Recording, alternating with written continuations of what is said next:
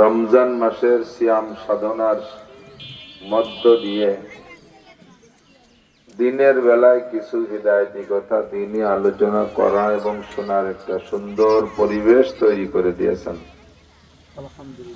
এই এলাকার হাজারো লাখো ব্যস্ত মানুষের মধ্য থেকে আমাদেরকে ভালোবেসে পছন্দ করে এই সাময়িক জান্নাতের বাগানে বসার মতো যোগ্য মনে করে ডেকে নিয়ে আসছেন, এজন্য শুকর আদায় করি আলহামদুলিল্লাহ।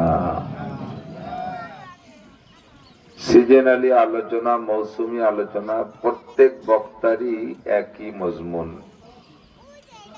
এখানে 100 জন বক্তাও যদি সেট করেন তাহলে প্রত্যেকই একই বিষয়কে হাতে রেখে কিছু না কিছু বলবে, যেহেতু চলতেছে রমজান মাস। ইসলামের ভিত্তি 5টি। ইসলাম মানে একটা ঘর। যেহেতু আল্লাহ পাক বলেছেন উদখুলু ফিস সিলমি, প্রবেশ করো তোমরা ইসলামের মধ্যে, তাতে বোঝা যায় যে ইসলাম যেন একটা ঘরের মতো, ওর ভিতরে প্রবেশ করতে হবে পরিপূর্ণ। অর্ধেক বাইরে আর অর্ধেক ভিতরে থাকলে, হালকা পাতলা বৃষ্টিও যদি হয় তাহলে ঘরের ভিতরে গেলে দেখা যায় ভেজে না মোটেই, কিন্তু বাইরে থাকলেও একেবারে, বাইরে থাকলে অতটা খুব ভেজে না, কিন্তু ঘর আর বাইরের মাঝখানে সাইসেই যদি দাঁড়ায় থাকে তাহলে কিন্তু ভেজে বেশি। তো একেবারে বাইরে চলে যাও, কাফের হও, মুশরিক হও, ইহুদ হও, নাসারা হও, যা খুশি তা হও, তোমার জবরদস্তি করতেছি না, তাতে তুমি পরিপূর্ণ ভিজবা। তবে যদি সম্পূর্ণ ভিজার থেকে বাঁচতে চাও তাহলে ইসলামের ঘরের ভিতরে সবটুক ঢোকো, অর্ধেক ডুববা আর অর্ধেক বাইরে থাকবা। এভাবে থাকলে সাইসেই থেকে তোমার অশান্তি আরো বেশি হবে, তুমি থাকবা মুনাফেকের কাতারে। আদাবিদে থাকা মানে মুনাফেক হয়ে থাকা। তো ইসলামের একটা ঘরের ভিতরে প্রবেশ করতে হবে। ইসলামের ঘরের খুঁটি কি 5টা, তার ভিতরে একটা খুঁটি, অন্যতম খুঁটি হলো রমজানের রোজা। 1 নম্বর হলো মাঝখানে। আসলে তো 5 খুঁটি দিয়ে ঘর বানানো তো খুব দেখি নেই, তো যদি 5 খুঁটি দিয়ে ঘর বানাইতে হয় তাহলে খুঁটিগুলোর সেট করতে হয় কিভাবে?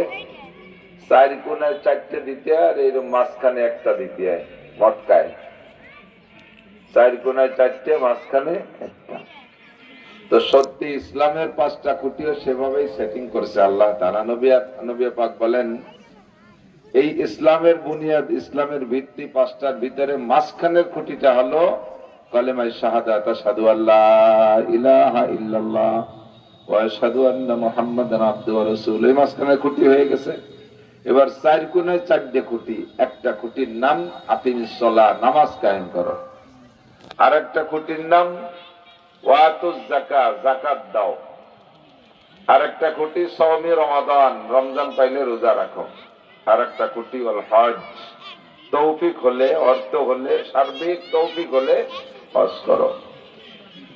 আমরা এই 4টের ভিতরে নিয়মিত যদি কোনো ব্যক্তি নামাজ না পড়ে, খেয়াল করতেছেন কি আমি জানি না, নিয়মিত যদি কোনো ব্যক্তি মুসলমান হইয়া নামাজ না পড়ে তার উপরে কিন্তু বিভিন্ন প্রকারের প্রেসার দেয়। বেনামাজির বাড়ি খানা খাবো না, ওর সিন্নি মসজিদি গ্রহণ করবো না, ওর জানাজা পড়বো না, ওর সাথে আত্মীয়তা, বিভিন্ন প্রকারের প্রেসার তার দিকে আমরা ছুড়ে দিই বেনামাজি। কিন্তু ইসলামের আরো যে 3টে খুঁটি, এর একটার চেয়ে একটা কম না। কিন্তু রমজানের রোজা রাখে না, 5 ওয়াক্ত নামাজ না পড়ে যে অপরাধ, যে পরিমাণ অপরাধ, রমজানের রোজা মুসলমান হইয়া না রাখলে সমপরিমাণ অপরাধ, একটুও কম না।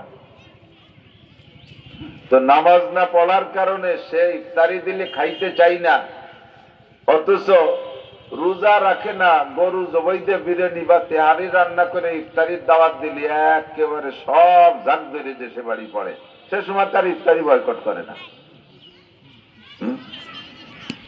অথচ নামাজ না পড়াও যেমন অপরাধ, রোজা না রাখাও একই অপরাধ। আবার রোজাও রাখে, নামাজও পড়ে, কিন্তু মোটা টাকার মালিক, তৌফিক আছে, শক্তি আছে, হজ করলে যে কোনো সময় যাইতে পারে, বছরে 2-5টা উমরা করতে পারে, বছরে একবার হজ করতে পারে। এই লোকটা সারা জীবনও ফরজ হজটা আদায় করে নাই, 5 ওয়াক্ত নামাজ না পড়েও যেমন অপরাধী, রমজানের রোজা না রাইখো যেমন অপরাধী, নারী আর পুরুষ কাহারও উপরে অর্থের দিক দিয়ে বা সার্বিক দিক দিয়ে যদি হজ ফরজ হয়, ওই লোকটা হজ না করলেও সে একই রকম অপরাধী। হজটা হয়তো করে, কারণ হজ করলে মানুষ একটু আলাদা সম্মান দেয়, আলহাজ বলে, পোস্টারে আলহাজ লিখে দেয়, হাজি সাহেব করে বড় চেয়ারখান ছেড়ে দেয়, একটা স্বাদ আছে, এই জন্য হজটা হয়তো করে। কিন্তু এই তিনেটা করার পরও লক্ষ লক্ষ কোটি কোটি টাকা আছে, পাই টু পাই হিসাব করে জাকাত দেয় না, এরকম মানুষ আছে না নাই? কোন মতে রমজান মাসে কয়খান এক্সরে লুঙ্গি, পাতলা এক্সরে লুঙ্গি এক দোয়া দেওয়ার পরে মাল ভেঙে গেলে এরপরে লুঙ্গি বলে সতর ডাকে না। দরজায় পা ভাট করে দাঁড়াবেন, ভিতরে তাকাইলে আবু লাখের সব দেখা যায়। এই লুঙ্গি পরে নামাজ হয় না। এই লুঙ্গি পরিয়া এর নাম হলো জাকাতের লুঙ্গি, ওগুলো পরার লুঙ্গি না, ওগুলো পরার লুঙ্গি না, হলো জাকাতের লুঙ্গি। দোকানে যে আপনাদের তো টেকেরাটেতে আমার যদি সব জায়গা কিনে নেয়, দোকানে তো আপনাদেরই জানা আছে, আপনারাও মনে হয় ব্যবসায়ী আছেন, কেউ কেউ বলে যে এইগুলো হলো জাকাতের লুঙ্গি আর এইগুলো হলো কিনা বেচার লুঙ্গি, আলাদা গেরেস্তানি লুঙ্গি। এগুলো যেগুলো ব্যবহার করতে হয় সেগুলো আলাদা, যেগুলো জাকাত দিতে হয়, ভর্তি হয় না, ব্যবহার করা লাগে না। এইরকম কিছু ফাঁকি ফুকি লুঙ্গি, 80 টাকা দামের কম্বল, কিছু পাতলা শাড়ি কাপড়, গরিব গুরবা দেখে 150, 200, 250, 300 টাকার মধ্যে কিছু 3 পিস, এই সাপ্লাই দিয়ে মোটামুটি জাকাতের জিম্মাদারি খালাস হচ্ছে। যেই লোকটা 5 ওয়াক্ত নামাজ নিয়মিত না পড়ার কারণে বয়কটযোগ্য, তেমনি সে রমজানের রোজা সুস্থভাবে বাড়ি থেকে না রাখার কারণে সে বয়কটযোগ্য। ওই লোকটা যদি সব আদায় করেছে কিন্তু তৌফিক টাকার সাথে হজ করে নাই, তাকেও মুসলিম সমাজের থেকে বয়কটযোগ্য। তিনটেই আদায় করেছে কিন্তু রমজানের জাকাত দেয় না বা বছরে পাই টু পাই হিসাব করে জাকাত দেয় না, এই লোকটাও মুসলিম সমাজ থেকে বয়কটযোগ্য। কিন্তু আমরা প্রেসার দেই শুধু নামাজ না পড়লে এই লোকটার, আর বাকি কটা সবাই তো ঠিক মতো করে না, যে যাবে যতটুক পারে ওটা যা পারিস তাই করিস, আমরাই সান্ত্বনা দিই, যতটুক পারিস করিস। আমাদের মাঝে মাঝে একটু বিরিয়ানি খাওয়াই দিলে আমরা শান্ত হয়ে যাই। আল্লাহ পাক রব্বুল আলামিন রমজান যে ইবাদত, এই টোটাল ফরজ শরিয়াতের যে মোটা মোটা ইবাদত গুলো রমজান সহ, এই সব ইবাদত গুলো কিন্তু একদিনে ফরজ হয় নাই। সমস্ত হারাম গুলোর উপরে নিষেধাজ্ঞা একদিনে আসে নাই, সমস্ত ফরজ গুলো একদিনে আসে নাই, বরঞ্চ বেশিরভাগ ফরজের হুকুম এবং হারাম থেকে বাঁচার নিষেধাজ্ঞা এটা বেশিরভাগই মদিনায় আসার পরে নাজিল হয়েছে। আয়াতগুলো মক্কায় থাকতে মক্কি জিন্দেগি হলো ইসলামের নাবালেগ কাল, খেয়াল করছেন? মক্কি জিন্দেগি, নবী আলাইহিস সালামের মক্কি জিন্দেগি হলো ইসলামের নাবালেগ কাল। যেমন নাবালেগের উপরে নামাজ ফরজ নাকি? রোজা, হজ, যাকাত, পর্দা কোনো কিছু ফরজ না নাবালেগের উপরে, সাবালেগ হওয়ার পরে ফরজ। তো নবী আলাইহিস সালাম সাহাবায়ে কিরামদেরকে নিয়ে মক্কায় যতদিন ছিলেন, 13 বছর মক্কি নবুয়তি জিন্দেগি, এর ভিতরে শুধুমাত্র 5 ওয়াক্ত নামাজ, তার শুরুতে না, মেরাজে গেছেন নবুয়তির 8ম বছর, সম্ভবত নবুয়তির 8ম বছর অথবা 10ম বছর অথবা 11তম বছর।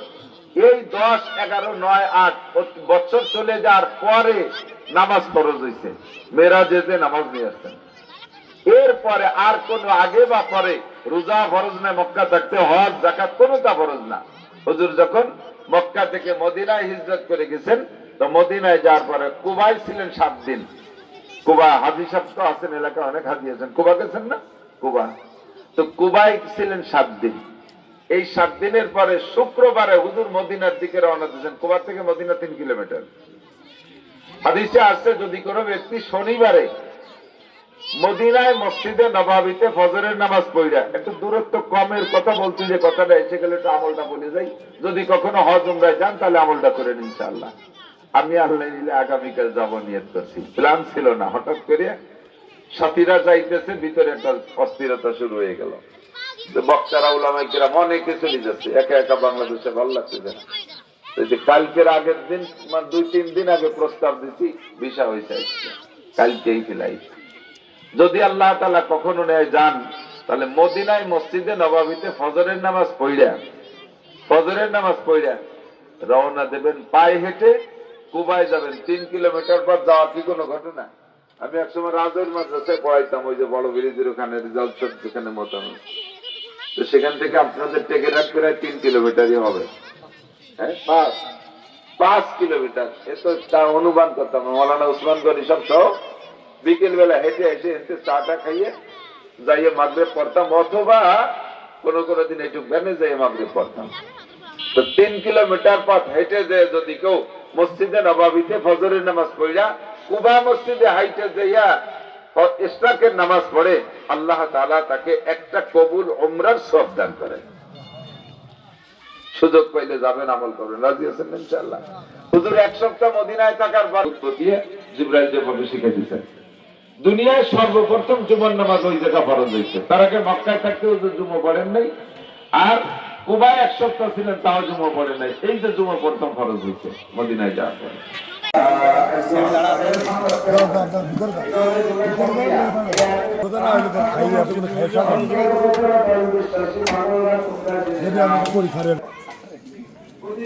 ইফতারের কার্যক্রম চলছে, আপনারা দেখতে পাচ্ছেন।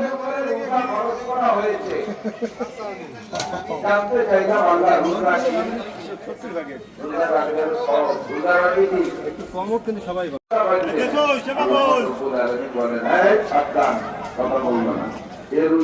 তোমাদের উপরে না, এরকম রোজা তোমাদের পূর্বপুরুষরাও রেখে গেছে।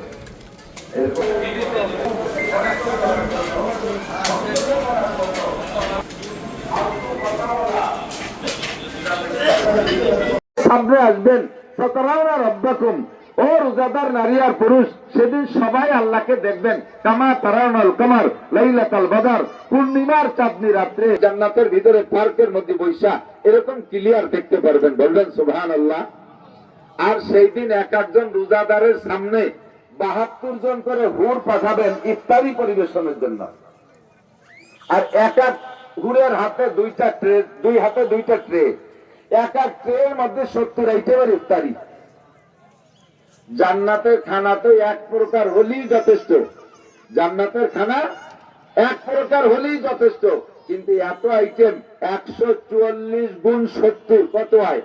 এত আইটেমের ইফতারি এক একজন রোজাদারের সামনে দেবে। কন্যা সুবহানাল্লাহ। আপনারা যারা রোজাদার এই আইটেম ইফতারি নিয়ে সামনে বসবেন, হয় কি বেশি দেওয়ার কারণ হলো রকমারিতে আলাদা একটা স্বাদ। আমরা আজকে রোজা রয়েছি, সন্ধ্যাকালে আমাদেরকে যদি 1 প্লেট ভাত আর একটু পাতলা ডাউল দেয়, তাতে আমাদের এনাফ না? যথেষ্ট হবে কিনা? তাতেই যথেষ্ট। 1 প্লেট ভাত একটু পাতলা ডাউল, ক্ষুধাও আছে, কায়দা মতো তরকারি আর লাগবে না, বেশি করে তরকারি লাগবে, ওতেই আমাদের ইফতারি যথেষ্ট। কিন্তু আইটেম বানান দিয়ে 20-20 দিয়ে, ছোলা, পেঁয়াজি, বেগুনি, রসুনি, চপ, সিঙ্গারা, মুড়ি, ভাজি, তারপরে খিচুড়ি, আর ফল ফ্রুট তো রয়েছে ইত্যাদি। এই যে 20-22 প্রকার, সবগুলো খেয়ে শক্তি পেতেন। বিভিন্ন প্রকার সামনে আসলে একটা আনন্দ আলাদা। তো এই জন্য জান্নাতীদেরকে আল্লাহ তাআলা 144 খান ট্রের ভিতরে তার ট্রেতে 170 প্রকার ইফতারি দিয়া সামনে বসাই দিয়ে বলবেন কুলু ওয়াশরাবু, তোমরা খাও পান করো। কেউ সেদিন খাবেন না, অভিমান করে বসে থাকবেন, বলবেন, আল্লাহ বলবেন যে খাও না কেন, কি যা দেওয়ার কথা ছিল তা কি কম আছে? আপনারা বলবেন আল্লাহ কম আছে। কি কম আছে? কম জি, এ তো হুররা দিল, গিলমানরা দিল। শুনছি মৌলানা নাসির সাহেব আমাদের ওখানে গিয়ে বললেন যে আজকের ইফতারি নাকি তুমি মুখে উঠে খাওয়াবা, তো তোমার হাত দিয়ে না দিলে আমরা ইফতারি হাত দিয়ে খাবো না। আল্লাহ তাআলা ওই সময় সমস্ত জান্নাতীদেরকে জান্নাতি মাছের, জান্নাতি রুটি দিয়ে, জান্নাতি মাছের কলিজা ভুনা রুটির মধ্যে এইভাবে লুকমা বানাইয়া একে টাইমে সব রোজাদারের মুখে উঠে খাওয়া দিবে। এক টাইমে সবার। শুনে একদল কয়, ওরে আল্লাহ, তাহলে আল্লাহর কত হাত, এই কোটি কোটি মানুষের মুখে হাত দিবে আল্লাহর কত হাত, তাহলে আল্লাহর হাত কত? এটা গুনার দরকার তো দরকার, আসলে দরকার যে আল্লাহর কত হাত। আল্লাহর হাত কত তোমার গুনাহ লাগবে না। দুনিয়ার মানুষের আবিষ্কার, গ্রামীণ ফোনের হেড অফিসে বসে একটা মেসেজ লেখে কম্পিউটারে, মেসেজ লিখে একটা বাটনে একবার চাপ দেয়। বাংলাদেশে 10 কোটি গ্রামীণ ফোন সিমের ভিতরে ওই মেসেজটা একে টাইমে ঢোকে কিনা? ঢোকে। তো মানুষের আবিষ্কার একটা মেসেজ যদি একে টাইমে একবার বাটনে চাপ দিলি 10 কোটি সিমির মধ্যে ঢুকতে পারে। আমার আল্লাহ তাআলার কুদরতি হাত, একই হাত একে টাইমে হাজার হাজার কোটি মানুষের মুখে যাইতে পারে কি পারে না? লোকমা মুখে নিয়ে না চাবাইয়া বসে থাকবেন, আ করে খায় না, কেউ খায় না, সব লেলা খাবার দাবার মুখের ভিতরে। আল্লাহ রুটি আর দিতেছে, গোশ দিতেছে, খায় না। তা খাও না কেন? যে আগে তোমার হাত দেখে নেই পরাণ বলিয়া, এই রুটি খাওয়ার জন্য রোজা থাকি নাই, এই জান্নাতের লোভে রোজা রাখি নাই। জান্নাত তো যোগছে আর अब क्या करो, आरज़ू है मैं तुझे देखा करो, हुर गले मन जितने नेमत है तू, सबसे बेहतर नेमत है दीदार तू। আল্লাহ জান্নাতের আশায় আর জাহান্নামের লোভে বেশ রোজা রাখি নাই, রোজা রেখেছিলাম আজকে তোমার সাথে সাক্ষাৎ হবে, তোমার হাত কান আমার মুখে আসবে, আর এই সুযোগে পরাণ বলে তোমার হাত দেখবো, আর সেই হাতটা আমার মুখে আসছে, আমার মুখে লুকমা চলে গেছে। অবশ্যই তুমি আল্লাহ আর বের করে নিবা না, তবে খাইতে গেলে যদি হাত সরাই নিয়ে যাও, আবার কবে হাত দেখবো, পরাণ বলে তোমার হাতটা দেখে নেই। এই জন্য একটু দেরিতে খাই। আল্লাহ পাক বলেন কুলু ওয়াশরাবু আনজাবু, চাবাও খাও, আতিকুম কুল্লা ইয়াউমিল জুমআ। প্রত্যেক শুক্রবারে আমি সমস্ত রোজাদারদেরকে নিয়ে এই পার্কের ভিতরে একটা অনুষ্ঠান করব। সমস্ত রোজাদারকে নিয়ে আল্লাহ তাআলা প্রত্যেক শুক্রবারে বৈঠক করবেন। এইটি হলো প্রতিদান। হযরত আলী বলেন, হুজুর আপনি বলছেন না রোজাদারের দুইটি আনন্দ, একটা আনন্দ হলো আল্লাহর সাথে সাক্ষাৎ, এই লোভে আমি রোজা রাখি, আরেকটা হলো অফারাহাতুন ইনদা ফিতরিহিম, ইফতারির সময়ের আনন্দ। এটি খেয়াল করেন, ইফতারির সময়ের আনন্দ। দুনিয়ায় যত খানা খাইছেন, একটু সত্যি কথা কন দি, ইফতারির চাইতে মজাদার খানা খাইছেন নাকি? আমার মনে হয় না।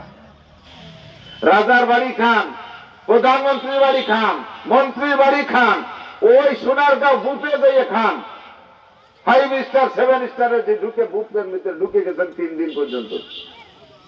শ্বশুর বাড়ি খানা খান, কোন খানায় অত স্বাদ না, ইফতারির খিচুড়িতে যে স্বাদ। কথা কন, এত স্বাদের কারণ কি? খাদ্যের ভিতরে, খাদ্য তো জিহ্বায় ভালো লাগে কোন তরকারিতে? যে তরকারি সবচেয়ে সুস্বাদু। তো ক্ষুধার চাইতে ভালো তরকারি হয় না, হ্যাঁ, ক্ষুধার চাইতে ভালো তরকারি হয় না। কায়দা মতো ক্ষুধা লাগলি লবণও লাগে না, বিনা লবণে 2 থাল মাইজি দিয়ে যায়। আর রোজার চাইতে এরকম পরিপক্ক ফ্রেশ ক্ষুধা আর একদিনও লাগে না, এরকম পরিষ্কার ক্ষুধা আর কোনোদিন লাগে না। তো হযরত আলী বলেন, রোজাদারের দুইটা খুশি, একটা হলো আল্লাহর সাথে সাক্ষাৎ, আর একটা খুশি হলো ইফতারির সময়। আর ইফতারিতে খুশি হয় কোন দিন বেশি? যেদিন রোজায় কষ্ট হয় বেশি, সেদিন ইফতারিতে মজাও বেশি। আর বড় দিন হইলে, গরমকাল হইলে রোজায় কষ্ট হয় বেশি, ইফতারিতে মজা হয় বেশি। এই জন্য হযরত আলী বলেন, অসসাউমু ফিস-সাইফ, সাইফ, গরমকালে রোজা রাখতে আমার ভালো লাগে। 3 নম্বর আর একটা জিনিস ভালো লাগে, আযযারবু বিস-সাইফ, ময়দানে যাইয়ে কাফেররে কুবাই কুবাই মারতে খুব মজা লাগে। কোপ দেই আর কাফের মরে, আমার যে কি মজা লাগে তার বলি শেষ করতে পারি না। 1 নম্বরে মেহমানদারি, 2 নম্বরে গরমকালে রোজা, 3 নম্বরে যুদ্ধের ময়দানে যায় কাফের হত্যা করা। তো আল্লাহ পাক রব্বুল আলামিন আমাদেরকে কিয়ামতের ময়দানে নিজ হাতে ইফতারি পরিবেশন করবেন, আমরা রোজা রাখতেছি এই উদ্দেশ্যে। কথা বলেন ঠিক না? হুজুর বলেন, এই রোজা এইরকম প্রতিদান পাইতে হলে রোজার বিনিময় তোমাকে রোজাটা কেমন হইতে হবে? হুজুর বলেন, কি বলে, মান সামা রমাদান ঈমানান ওয়া ইহতিসাবা। আমার দিক খুব খেয়াল করতে হবে। মান সামা রমাদান ঈমানান ওয়া ইহতিসাবা গুফিরা লাহু মা তাকাদ্দামা মিন যামবিহি। জান্নাতের ভিতরে, জান্নাতের পার্কে পয়সা, আল্লাহর হাতের এই পুরস্কার আর প্রতিদান, আল্লাহর হাতের ইফতারি পাওয়ার মতো যোগ্যতা অর্জন করতে হলে আপনার রোজাটা কেমন হতে হবে? হুজুর বলেন, মান সামা রমাদান ঈমানান ওয়া ইহতিসাবা, যে ব্যক্তি রমজান মাসে রোজা রাখবে দিনের বেলায় ঈমানের সাথে সওয়াবের আশায়। একটু আবার খেয়াল করেন, আমারও সেট গরম হয়ে গেছে, হিট হয়ে গেছে, কথা বলতেছি কানের মধ্যে বাজতেছি, আর আপনাদেরও শুনতে শুনতে মাইকের আওয়াজে খারাপ লাগাটাই স্বাভাবিক। রোজার মাসে না যায় রাত্রি ওয়াজ করা, না যায় দিনই, কাজেই রোজার মাসে এমনি পার্সোনাল ইবাদতের মাস। মাথা কথা ফুটে যাচ্ছে, এরকম লাগতেছে। তারপরে একটু কয়ে শেষ করি, খেয়াল করেন, মান সামা রমাদান, সকলকে যেন জীবনে একটাবার হজ উমরা করার তৌফিক দান করে। এই দোয়া করবো আপনাদের জন্য। যাবেন নিয়ত আছে নাকি? না হুজুর, আমার জন্য দোয়ার জন্য 3-4 লাখ টাকা পথে খরচ করতে আমি রাজি না, এই নিয়ত করছেন নাকি? আবার টাকা আল্লাহ দেয়, আমি আমার বাপের একটা টাকাও পাইনি, 1 ইঞ্চি জমিও পাই নাই, একখান ফুটো টিনও পাই নাই। আল্লাহর রহমতে 6-7 বার 8 বার হজ উমরা হলো, ছেলেরাও সবাই করছে, সবাই করবে ইনশাআল্লাহ। আল্লাহ আমাদের তৌফিক দিয়েছে। এখন নিয়ত করলে এখনই চলে যেতে পারি, এই তৌফিক আল্লাহ তাআলা দিয়েছে। এটা তৌফিকের মালিক কে? আপনি শুধু নিয়ত রাখবেন, রমজানে যাই একটা উমরা করবেন, পাক্কা একটা কবুল হজের নেকি পাবেন ইনশাআল্লাহ। আসসালামু আলাইকুম।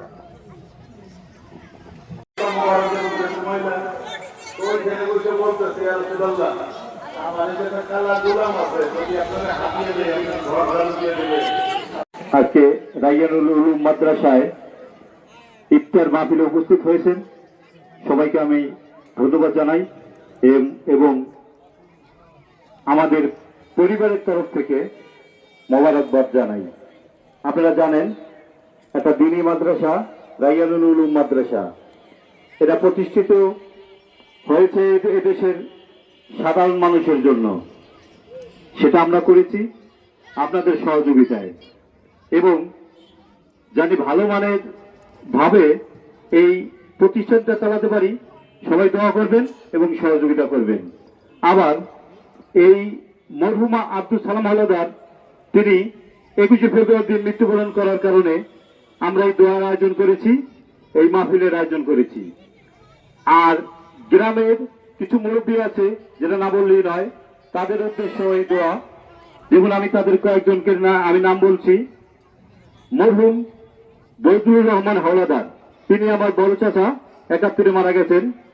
ফজলুর রহমান হাওলাদার, আব্দুল সালাম হাওলাদার, সেকেন্দার আলী হাওলাদার, শামসুল হক হাওলাদার, মহিউদ্দিন হাওলাদার, শওকত আলী হাওলাদার, হাসেন হাওলাদার, মাইনুদ্দিন হাওলাদার, মরহুম শাহজাহান সর্দার, মরহুম শাহজাহান খান,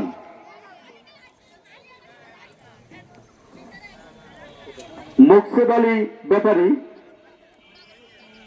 সিরাজুল হক মোল্লা, হারুনুর রশিদ মোল্লা, মুন্সি কসির মোল্লা। এই নামটা আমাদের কাছে অনেকের কাছে পুরনো হলো, আমাদের দেশের একজন ভালো নামি দামি মুরব্বী ছিলেন।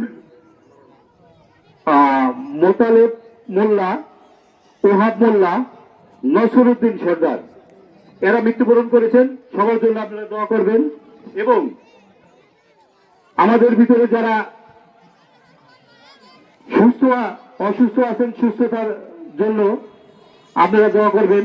জাহাঙ্গীর হাওলাদার, জাকির হাওলাদার, পাপ্পু হাওলাদার, শাহজাহান হাওলাদার, রহমান ব্যাপারী, মান্নান খান, শাহজাহান সর্দার, ইস্কেন্দার শেখ, আবু তালেব মোল্লা, নূর মোহাম্মদ হাওলাদার, মান্নান হাওলাদার, মোহাম্মদ হাওলাদার, সোহাগ হাওলাদার, এদের শারীরিক সুস্থতার জন্য সবাই দোয়া করবেন। সবাইকে ধন্যবাদ। হুজুরকে, আপনাদের সবাইকে লাইন দিয়ে বসার জন্য আমি অনুরোধ করছি, এবং হুজুরও বলতেছে। আলহামদুলিল্লাহ ভাই, আমরা দোয়ার আগে একটু শৃঙ্খলার সাথে বসি।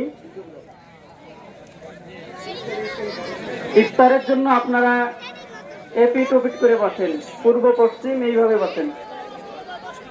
আগে তুমি দোয়া কবুল করো, সেই আশা নিয়া খোদা পেট, গলা শুকনা, ঠোঁট সাদা অবস্থায় তোমার দুয়ারে হাত উঠাইছি। আল্লাহ, আমাদের জীবনের সমস্ত গুনাহ মাফ করে দাও।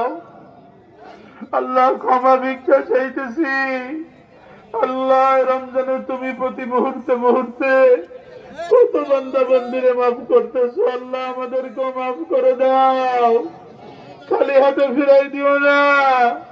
আয় আল্লাহ, তুমি আমাদের সমস্ত গুনাহটা মাফ করে দাও। আমাদের আব্বা আম্মাদেরকে মাফ করে দাও। যাদের আব্বা আম্মা জীবিত আছেন, হায়াতে তাইয়্যিবা দান করো। আমাদের ছেলে মেয়ে, পরিবার পরিজন, ভাই বোন, আপনজন, বন্ধু বান্ধব, তোমার নবীজির সমস্ত মুমিন মুসলমান উম্মতকে মাফ করে দাও আল্লাহ। ওনার আব্বাজান সহ এবং এই দেশে যত মাইয়াত যেখানে শুয়ে আছে, গোরস্থানে, বাগানে, রাস্তার পাশে, আল্লাহ সবাইকে তুমি মাফ করে দাও। সবার কবরকে তুমি বেহেশতের বাগান বানায় দাও। আল্লাহ রমজান মাস উপলক্ষে সমস্ত গোরাজাব তুমি মওকুফ করে দাও। তুমি রমজানে পারো, রমজানের পরেও তো তোমার ক্ষমতা আছে। আয় আল্লাহ, রমজানে যখন একবার সবার কবরের আযাব তুমি মওকুফ করছো, আমাদের ছেলে মেয়েদের উপর রহমত নাজিল করো, আমাদের পরিবারের উপর রহমত নাজিল করো, আমাদের দেশের উপরে রহমত নাজিল করো। আমাদের ছেলে মেয়েদেরকে তোমার ওলি বানাইয়া নাও। আমাদের ছেলে মেয়েদেরকে আমাদের বংশের মধ্যে কারি, হাফেজ, মাওলানা, মুফতি তোমার ওলি পয়দা করে দিও আল্লাহ। আয় আল্লাহ, আমাদেরকে হালাল রুজি মউত পর্যন্ত খাওয়ার তৌফিক দিয়ে দাও। আয় আল্লাহ, আমাদের ছেলে মেয়েদেরকেও নামাজি বানায় দাও। আমাদের প্রত্যেকের ঘর কোরআন তেলাওয়াতের জন্য কবুল করো আল্লাহ। তোমার নবীজির সুন্নাত দিয়ে জীবন সাজানোর তৌফিক দিয়ে দাও। আয় আল্লাহ, যা চাইলাম এগুলিও দিয়ে দাও, চাইতে পারি নাই সেগুলিও আমাদেরকে দিয়ে দাও। বিশেষ করে তোমার মহব্বত, তোমার নবীজির মহব্বত দিয়ে আমাদের কলব ভরে দাও আল্লাহ। তোমার মহব্বতের নূর, তোমার নবীজির মহব্বতের নূর দিয়ে আমাদের সিনা আলোকিত করে দাও ইয়া রাব্বাল আলামিন। আল্লাহ, কত মানুষ ইফতার করবে, আল্লাহ সবার ইফতারি কবুল করে নিও। আর আমার ভাই আমিনুর যে ইফতারি করাইতেছেন তাকেও কবুল করে নিও, তার পরিবারকেও কবুল করে নিও আল্লাহ। রাইয়ানুল উলুম মাদ্রাসাকে কবুল করে নাও আল্লাহ, দিনের খালেস প্রতিষ্ঠান হিসেবে কবুল করে নাও, দিনের মার্কাজ হিসেবে কবুল করে নাও। ভাই আমিনুর অনেক নিয়তের কথা বলছে, মাকসাদের কথা বলছে, আল্লাহ তার মাকসাদ পুরা করে দিও, তার নেক নিয়ত পুরা করে দিও। দ্রুত মাদ্রাসার জায়গা সম্প্রসারণের ব্যবস্থা করে দিও। এখানে বহুতল ভবন হবে, সারা দেশের থেকে এসে আয় আল্লাহ তোমার বান্দারা কারি, হাফেজ, মাওলানা, মুফতি হবে, ওলি হবে, সেই ব্যবস্থা করে দিও আল্লাহ। যা কিছু প্রয়োজন তোমার গায়েবী খাজানা থেকে মিটাই দিও ইয়া রাব্বাল আলামিন। আমাদের তওবাকে তওবায়ে নাসুহা হিসেবে কবুল করে নাও আল্লাহ। আমাদের জন্য ঈমানওয়ালা মওতের ফয়সালা করে দাও আল্লাহ। আমাদের জন্য শাহাদাতের মওতের ফয়সালা করে দাও। রমজান মাসে মওত দিও, জুমার দিনে মওত দিও, মদিনায় মওত দিও।